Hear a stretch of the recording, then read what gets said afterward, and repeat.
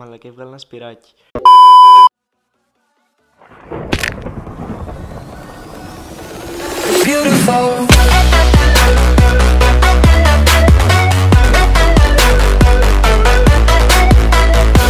Και γεια σας παιδιά, είμαι ο Wither και στο σημερινό βίντεο κάνουμε ένα βίντεο full διαφορετικό από τα άλλα.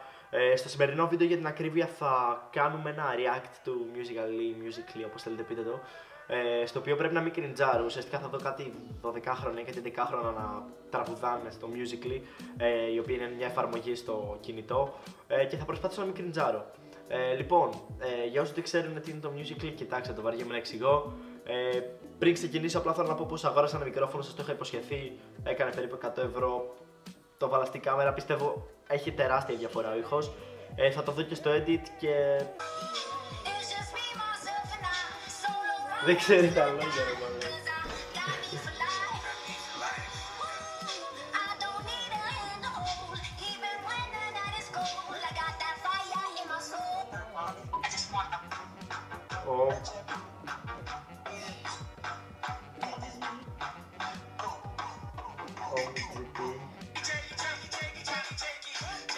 Όχι.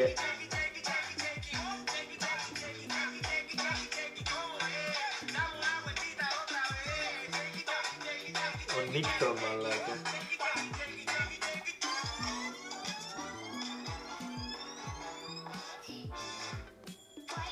Ο Μιτζι. Ακούστηκε μπαμπάς από πίσω, έτσι μου φαίνεται. Δεν ξέρω, μπορεί.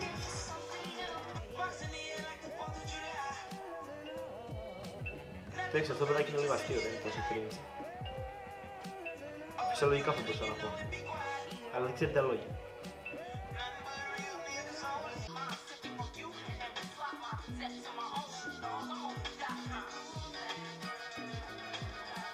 Εντάξει, μερικά δεν είναι τόσο cringe. Περίμενα πιο, ξέρω εγώ, κάτι δεκάφωνα παιδάκι να το πηγάνω. Όχι ρε μαλάκα.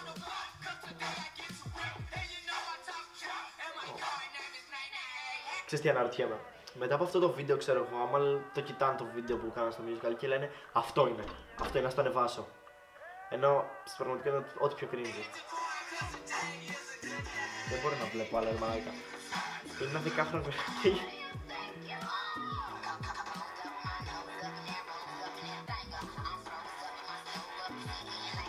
Κάνει και double.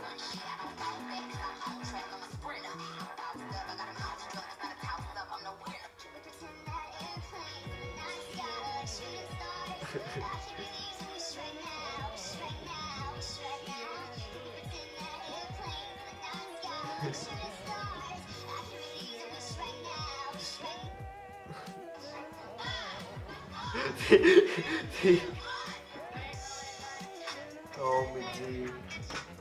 Όχι ρε. Αυτό τραγούδι γαμάει. Μα δεν είναι τόσο κρατή.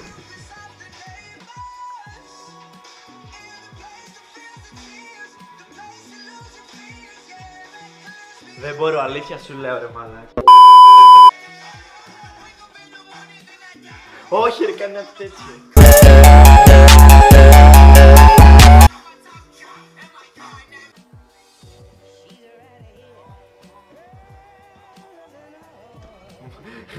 Τι.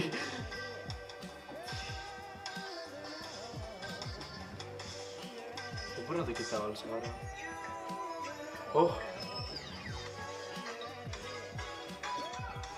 Ω Μιτζι, είναι τόσο...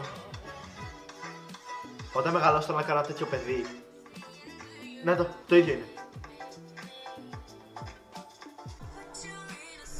Κόλλησα την κάμερα. Δες τι κάνει ρε ο Μιτζι.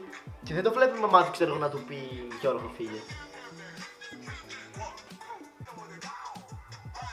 Κάνει και αυτό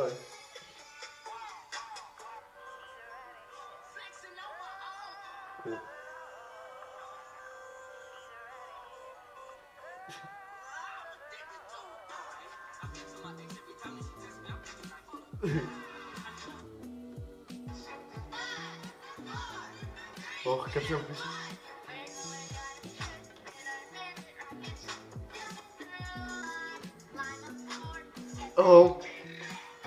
Οχ. Το παιδάκι αυτό το έχω ξαναδεί με το Ροσμαλί. Ομιτζή. Ομιτζή.